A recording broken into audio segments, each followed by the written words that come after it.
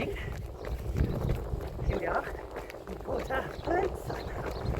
It's really lovely. It's about 8:30 in the morning. Very tranquil, beautiful. And today again, I'm going to do my 4x400. I've just measured out 400 metres on here, so it's not going to be quite as accurate as the track. And also I can't quite trust my Garmin because I did a 10k race in Battersea Park recently and it recorded 9k. So it will be what it is. So then we're going for a swim, and the sea yesterday we did a 10-mile run. I went in the sea straight afterwards. Oh, joy, pure joy.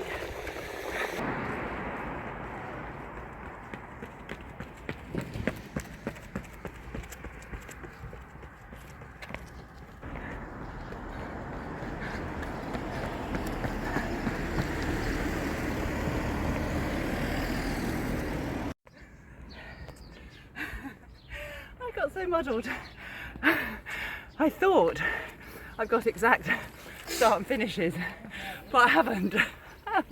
So I wasn't quite sure where the finish was, but I found it, and I was 1:45, so it was a little slower than last week. And then, as you saw, I thought I got to the finish before I had, and then I started the watch. It said 1:20. I thought, oh, that's not right.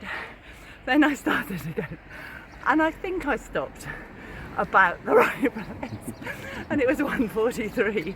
It's all training.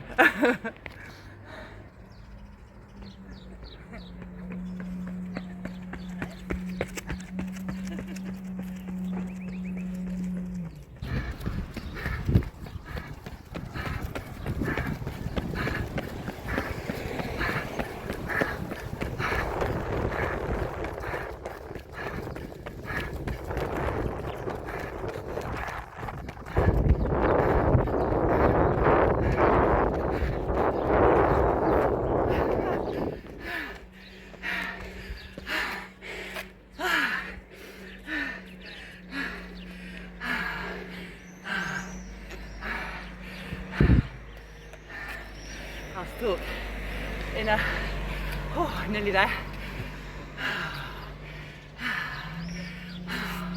Well, that was brilliant.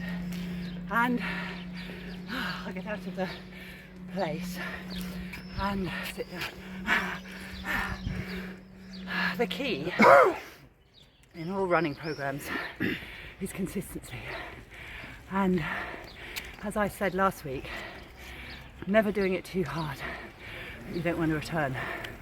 And so to keep consistent, there are a few things that are important. I think it really helps to have a plan. It really helps to have a plan, but have it a flexible plan. That if you're not feeling quite right, you can change it. If plans change, you're in different location. But it's nice to have a plan, know when you're doing a long run, know when you're doing intervals.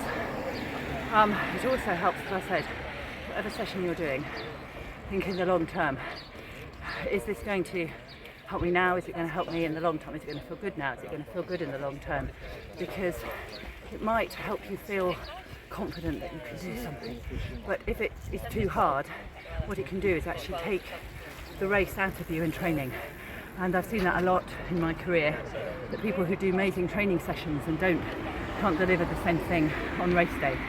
So that was all a bit higgledy-piggledy because I wasn't exactly sure where my start and finish were, but essentially I ran 1:45, 1:43, 1:14, 1:36, and I enjoyed it. I turned up again, I've adjusted to the terrain with no track, and I think, is there another point for consistency? I keep giving you 2 points. I think it's enjoy it.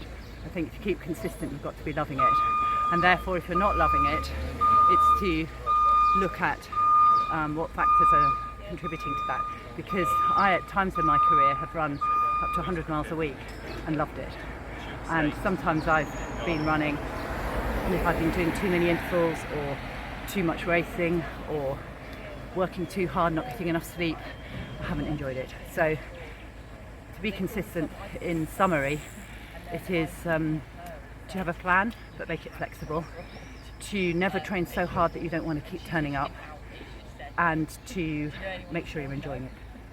And now we're going swimming. We will do a little, this is good for legs, cold water, post-running cold water dip. That's amazing, wow. It's beautiful. It's really lovely, it's really good for your legs to get some cold on them. People get into ice baths and things, and to be honest, when I was younger I did too. I didn't put ice in the bath, but I got into very totally cold water baths because it's very good for the recovery process of the body. And Club La Santa, any of you have been there, have a lovely cold plunge pool that I love. But this isn't as cold as that. This is heaven, and so it's very good for the legs and recovery, and especially having just done some intervals like I have. So for any of you who are new to the channel, I'm Julia. Come and run with me, please. I am going to be 64 on May the 12th, 2023, in case you're watching this video in 5 years' time. And in the last year, I ran barefoot. I've been competing for 52 years. I was a top international back in the 80s. And then I've had different aspects to my running career. And for 6 years before recently, I was running barefoot. I am actually quite a barefoot being anyway. I live barefoot a lot and I like running barefoot on beaches, but I ran completely barefoot. I raced barefoot. I raced a half marathon, 5Ks, and I ran across Spain in my bare feet in 2019 in aid of charity. But then last May, on my 63rd birthday, my sister Rosie, who is super keen on running in the last few years, kept encouraging me to go and turn up and run some races, and I went, oh, I'm feeling good. Let's see what I can do in my 60s. So I popped my shoes back on to train and race, and I'm endeavouring to run as fast as I can in my 60s. So this morning was a 4x400 metre session, as accurate as I can make it, and here we are in Majorca, Pollença, where I raced the 10k on Saturday, about to have a cold dip in the Mediterranean. So if you, Nadi's just reminded me, my call to action, which I often forget.